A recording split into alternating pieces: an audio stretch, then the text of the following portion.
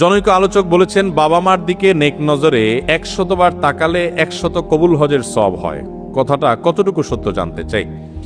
বাবা মা, তাদের শ্রদ্ধা করা, তাদেরকে ভালোবাসা, এটা ইবাদত এবং নেক আমল। বাবা মাকে ভালোবাসলে আপনি সওয়াব পাবেন। হাদিসে আসছে, রিজাল রব্বে ফি রিজাল ওয়ালিদাইন ওয়া সাখাতুর রব্বে ফি সাখাতিল ওয়ালিদাইন। বাবা মা খুশি তো আল্লাহ খুশি, কারণ বাবা মা তার উপরে নাখোশ তো আল্লাহ তার উপরে নাখোশ। এই জন্য বাবা মার প্রতি শ্রদ্ধা দেখাবেন। আল্লাহ বলেছেন যে ওয়াবিল ওয়ালিদাইনি ইহসানা, মা বাবার প্রতি সদাচরণ করবে। ভাইরা আমার, যারা বাবা মাকে না হারাইছেন তারা বুঝবেন না এটার মর্ম কি, যারা হারাই ফেলছেন তারা বুঝেন কি মর্ম। আমি প্রায় বোঝানোর চেষ্টা করি, বলার চেষ্টা করি, নিজের শরীরের চামড়া দিয়ে যদি বাবা মাকে জুতা বানায় দেন তবুও তাদের ঋণ শোধ করতে পারবেন না।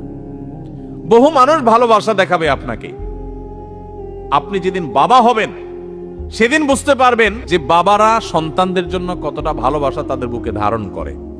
হয়তো আপনার বাবা সাধারণ মানুষ, অশিক্ষিত মানুষ, প্রকাশ করতে পারে না বেচারা, কিন্তু আপনার এই অশিক্ষিত বাবা গোটা পৃথিবীর সমস্ত শিক্ষিত, ভক্ত, অনুরক্ত, আপনাকে ভালোবাসা দেওয়া মানুষগুলোর চাইতে আপনার অশিক্ষিত বাবা, তার ওজন, তার ভালোবাসার ওজন আপনার কাছে সবচাইতে বেশি।